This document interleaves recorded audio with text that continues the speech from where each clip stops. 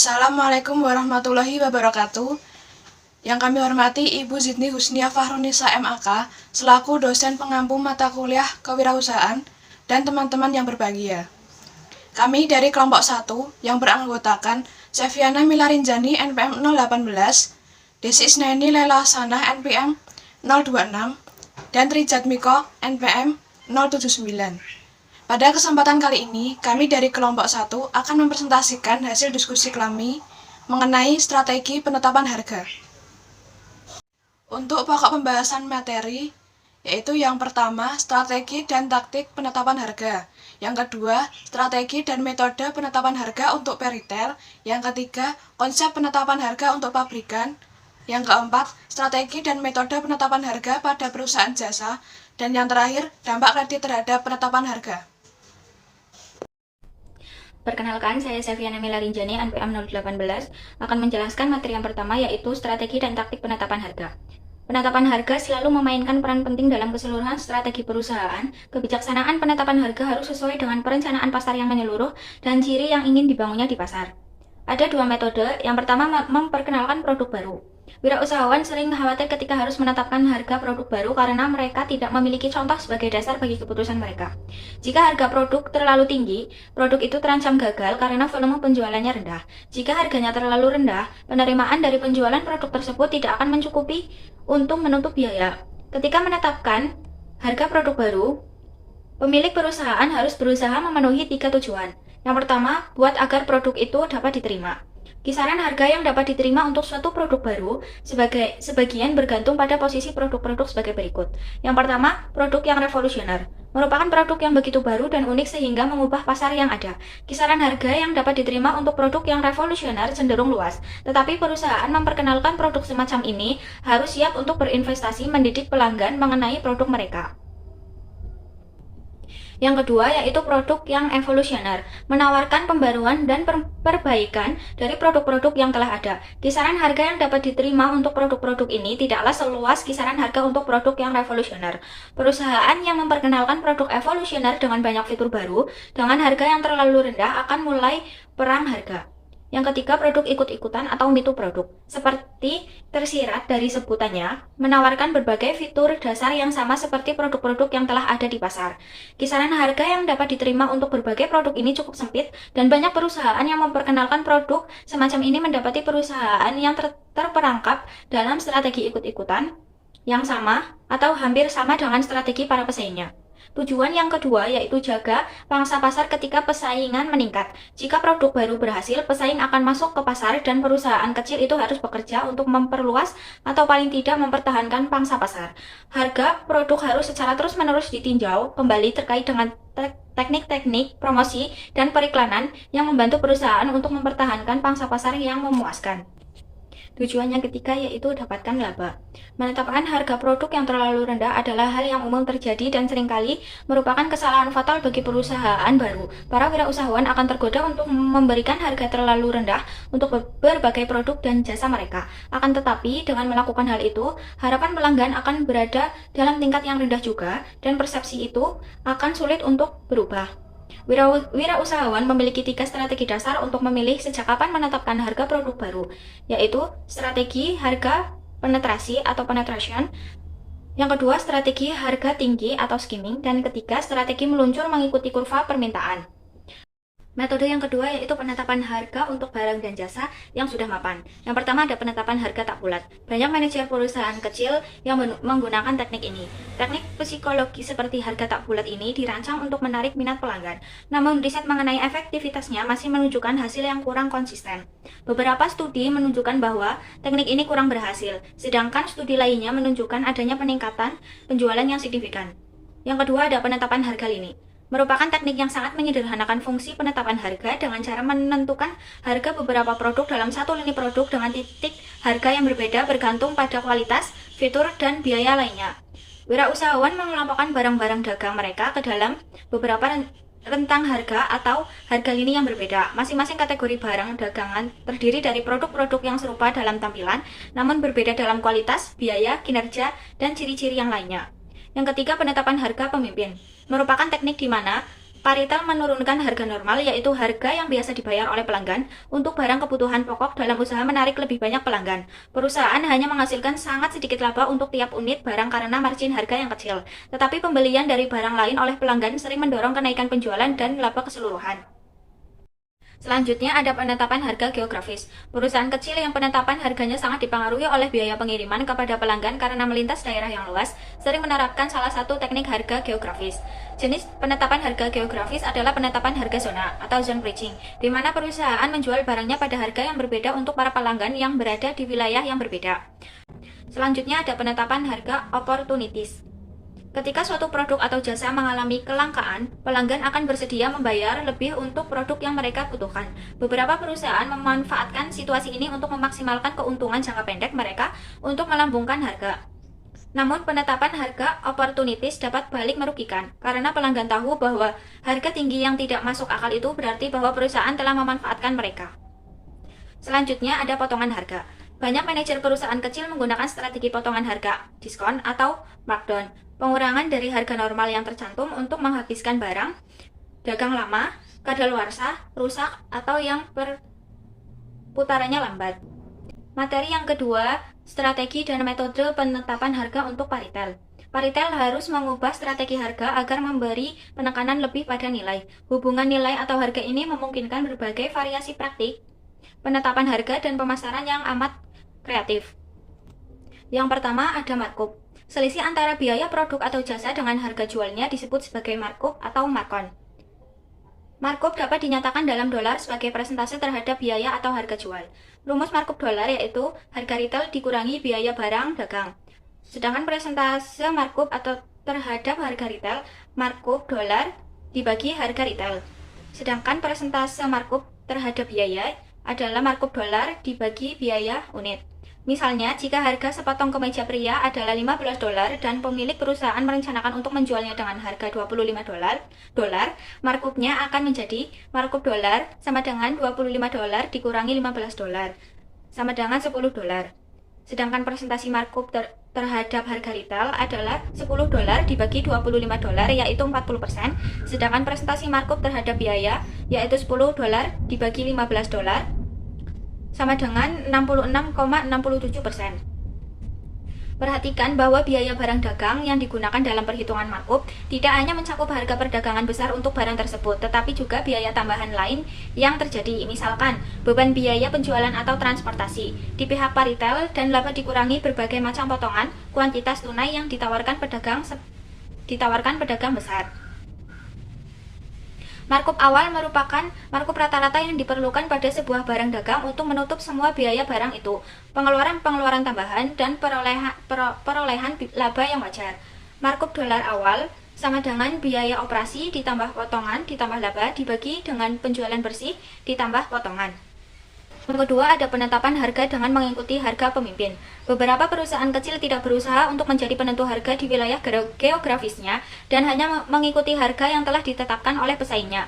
Wirausahawan dengan saksama memantau kebijakan penetapan harga para pesaing dan harga-harga individual dengan mencermati iklan mereka atau menyewa pembelanjaan pembandingan yang bekerja paruh waktu atau waktu penuh. Meskipun banyak Paritel harus menyesuaikan diri dengan harga pesaing untuk jenis barang yang sama, menjalankan penetapan harga dengan mengikuti harga pemimpin mungkin tidak sehat untuk perusahaan kecil, sebab menghilangkan peluang untuk menciptakan citra yang berbeda di mata pelanggan. Yang terakhir ada penetapan harga di bawah harga pasar. Beberapa perusahaan kecil memilih untuk membentuk citra murah di pasar dengan menawarkan barang di bawah harga pasar. Dengan menentukan harga di bawah pesaingnya, perusahaan berharap dapat memperoleh tingkat penjualan yang cukup untuk menutup margin laba yang rendah. Banyak Paritel yang menggunakan strategi penetapan harga di bawah pasar meniadakan layanan ekstra yang ditawarkan pesaing yang mendapatkan harga di atas pasar. Strategi penetapan harga di bawah pasar dapat beresiko untuk perusahaan kecil karena menghapuskan perusahaan tersebut untuk terus-menerus mencapai penjualan yang tinggi agar dapat tetap kompetitif. Sekian presentasi dari saya, terima kasih. Saya, Des Isneni Lalasana, NPM 026, akan melanjutkan pembahasan dari kelompok kami, yaitu mengenai konsep penetapan harga untuk pabrikan. Dengan menggunakan metode ini, pemanufakturan menetapkan harga yang terdiri dari bahan langsung, upah langsung, overhead, biaya penjualan dan administrasi, ditambah margin laba yang diinginkan. dapat dilihat pada figur 10.3 menunjukkan komponen-komponen penetapan harga biaya plus. Untuk keuntungan utama penetapan harga biaya plus adalah dalam kesederhanaannya. Jika data perhitungan biaya memadai dan benar, menghitung harga jual akhir menjadi relatif mudah. Pemanufakturan dijamin akan mendapatkan laba yang diinginkan. Konsep penetapan harga untuk pabrikan itu ada dua. Yang pertama, penetapan biaya langsung dan formulasi harga. Metode tradisional dalam menetapkan biaya produk ini disebut penetapan biaya penyerapan, karena semua biaya manufaktur dan biaya overhead diserap dalam biaya total produk. Biaya penyerapan meliputi bahan langsung, tenaga kerja langsung, ditambah sebagian biaya overhead pemanufakturan tetap maupun variabel untuk tiap unit yang dihasilkan. Margin kontribusi dalam persentase pendapatan total menghasilkan margin kontribusi perusahaan. Menghitung persentase kontribusi adalah langkah penting dalam menetapkan harga melalui metode penetapan biaya langsung. Persentase kontribusi perusahaan pada contoh ini adalah 36,5%. Konsep penetapan harga untuk pabrikan yang kedua yaitu perhitungan harga jual impas. Persentase kontribusi pemanufakturan menunjukkan bagian dari total pendapatan yang masih ada setelah digunakan untuk menutup biaya variabel, yang akan dipakai untuk menutup pengeluaran tetap dan menghasilkan laba. Persentase kontribusi pemanufakturan ini adalah sebesar 36,5%, yang berarti bahwa biaya variabel menyerap 63,5% yang didapat dari 1 dikurangi 0,365 sama dengan 0,635 dari harga jual produk. Katakan bahwa biaya variabel pemanufaktur meliputi hal-hal berikut: bahan baku 2,08 US dollar per unit, tenaga kerja langsung 4,12 US dollar per unit, overhead pabrik variabel 0,78 US dollar per unit, dan biaya variabel total 6,98 US dollar per unit. Langkah awal untuk menetapkan harga produk adalah laporan pendapatan biaya langsung. Seperti terlihat pada tabel 10.1, laporan biaya langsung ini menghasilkan laba bersih yang sama dengan laporan pendapatan penyerapan penuh. Harga minimum yang dikenakan pemanufaktur untuk menjual produknya adalah 6,98 US dollar. Harga di bawah ini tidak akan menutup biaya variabel. Untuk menghitung harga jual impas dari produk ini, kita cari harga jual dengan menggunakan persamaan berikut. Harga jual sama dengan laba ditambah biaya variabel per unit dikali jumlah yang diproduksi, ditambah total biaya tetap dibagi jumlah yang diproduksi. Impas pemanufaktur mengasumsikan laba sebesar 0 US dollar.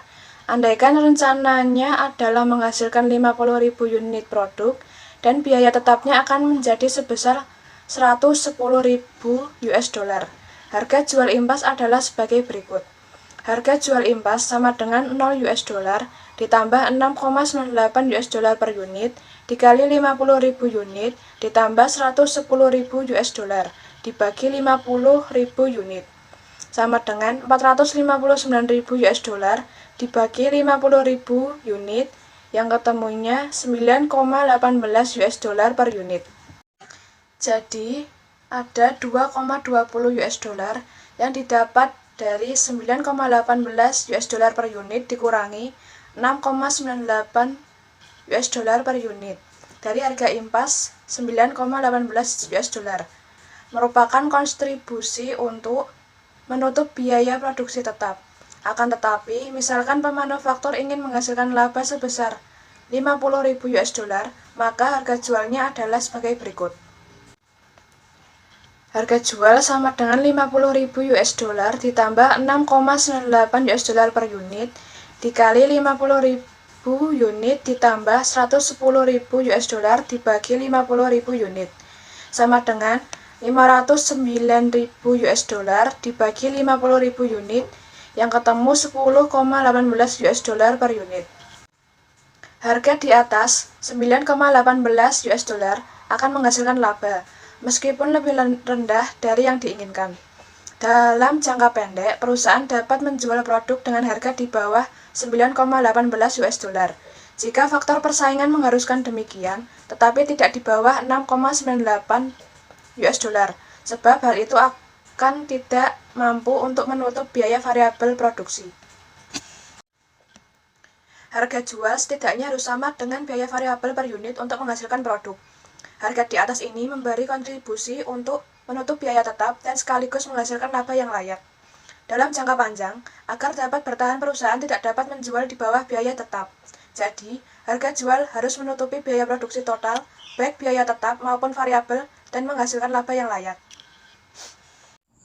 Saya Trijatmiko NPM 079 akan melanjutkan materi yang selanjutnya, yaitu strategi dan metode penetapan harga pada perusahaan jasa.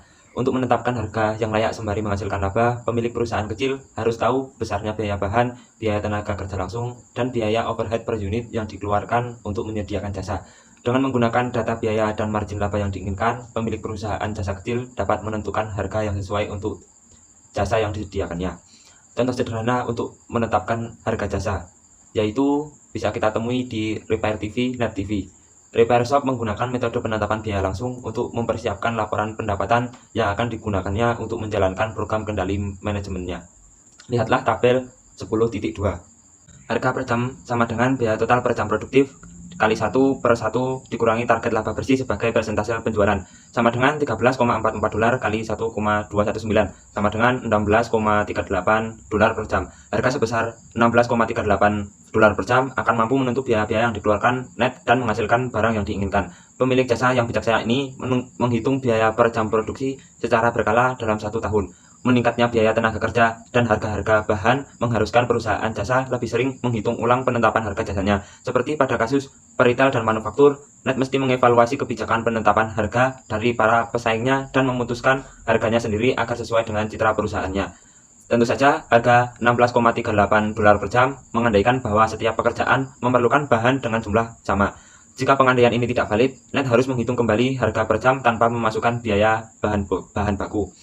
Biaya per jam produktif sama dengan 172.000 dikurangi $40.500 per 12.800 jam.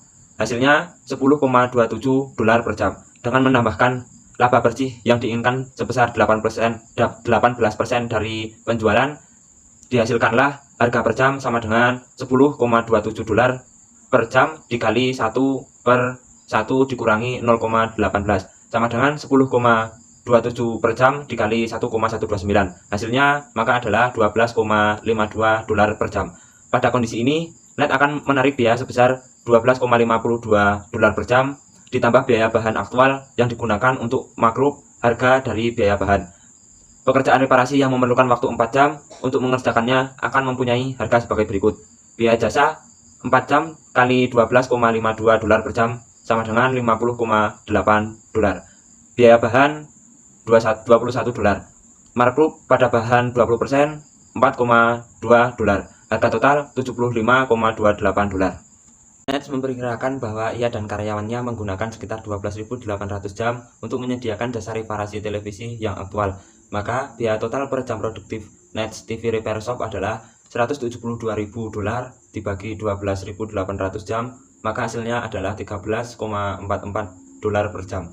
Sekarang Net harus menambahkan angka ini untuk mendapatkan laba yang diinginkannya. Dia mengharapkan laba bersih operasional sebesar 18% dari nilai penjualan. Untuk menghitung harga akhir, menggunakan persamaan sebagai berikut. Tabel 10.2 laporan pendapatan biaya langsung. Toko reparasi Net TV. Pendapatan penjualan $199.000. Biaya variabel tenaga kerja langsung $52.000. Bahan baku $40.500. Overhead pabrik variabel $11.500. Total biaya variabel yaitu $104.000. Biaya tetap sewa $2.500. Gaji karyawan $38.500. Overhead tetap $27.000. Total beban tetap $68.000. Penghasilan bersih $27.000. Dampak kredit terhadap penetapan harga. Konsumen sangat mengharapkan kenyamanan ketika mereka berbelanja, dan salah satu fasilitas yang paling banyak mereka pinta adalah kemampuan untuk membeli barang dan jasa secara kredit. Perusahaan kecil yang tidak dapat menawarkan kredit kepada pelanggannya akan kehilangan penjualan dan pelanggan tersebut beralih ke pesaing yang menawarkannya. Namun, perusahaan yang menjual secara kredit harus menyiapkan pengeluaran tambahan karenanya. Perusahaan kecil memiliki 3 pilihan untuk menjual kepada pelanggan secara kredit, yaitu kartu kredit, kredit cicilan, dan kredit dagang. Kartu kredit telah menjadi metode pembayaran yang populer di antara para pelanggan. Peneliti telah menunjukkan bahwa dengan memiliki kartu kredit akan meningkatkan kemungkinan, kecepatan, dan besarnya pembelanjaan pelanggan. Selain itu, beberapa penelitian lain menunjukkan bahwa pelanggan memberikan penilaian tinggi dalam pengukuran kinerja utama, seperti reputasi, reliabilitas, dan layanan untuk perusahaan yang menawarkan pilihan kredit. Yang kedua, kredit cicilan. Perusahaan-perusahaan kecil yang menjual beragam barang tahan lama yang harganya tinggi seperti perabot rumah tangga, mobil, dan perahu seringkali bergantung pada kredit cicilan. Oleh karena sangat sedikitnya pelanggan yang mampu membeli produk-produk seperti itu dengan pembayaran tunai sekaligus. Perusahaan kecil menandai transaksi ini pada periode waktu yang lama. Sebagian besar perusahaan meminta pelanggan membayar uang muka untuk pembelian barang dan kemudian membayar sisa pinjaman selama umur pinjaman tersebut. Pelanggan membayar kembali pokok pinjamannya ditambah bunga pinjaman. Salah satu keuntungan kredit cicilan untuk perusahaan kecil adalah pemilik perusahaan tetap memiliki barang yang dicicil sebagai jaminan terhadap pinjaman. Jika pelanggan gagal mengembalikan pinjaman, kepemilikan barang itu tetap ada pada pemilik perusahaan. Oleh karena kredit cicilan menyerap uang tunai perusahaan kecil, banyak yang bergantung pada lembaga-lembaga keuangan seperti bank dan koperasi simpan pinjam untuk menyediakan kredit ini. Ketika perusahaan cukup kuat untuk mengelola penjualan kredit sendiri, pendapatan bunga dari kontrak pinjaman cicilan ini sering lebih besar daripada laba awal penjualan produknya sendiri. Pada beberapa jenis perusahaan, seperti toko mebel, hal ini secara tradisional telah memberi sumber pendapatan utama. Yang ketiga, kredit dagang. Perusahaan-perusahaan yang menjual barang-barang dengan harga murah seringkali memberikan kredit dagang pada pelanggannya, yaitu mereka membuat rekening kredit pelanggan. Perusahaan kecil akan menagih pelanggan kredit ini tiap bulan. Untuk mempercepat penagihan, beberapa menawarkan potongan tunai jika pelanggan membayar sisa pinjaman lebih awal. Beberapa lainnya mengenakan denda jika terjadi keterlambatan. Sebelum memutuskan menggunakan kredit dagang sebagai senjata bersaing, perusahaan kecil harus memastikan bahwa posisi kas perusahaan cukup kuat untuk mendukung tekanan tambahan ini. Terima kasih. Mungkin cukup sekian presentasi dari kelompok kami. Kurang lebihnya mohon maaf. Terima kasih, semoga bermanfaat. Wassalamualaikum warahmatullahi wabarakatuh.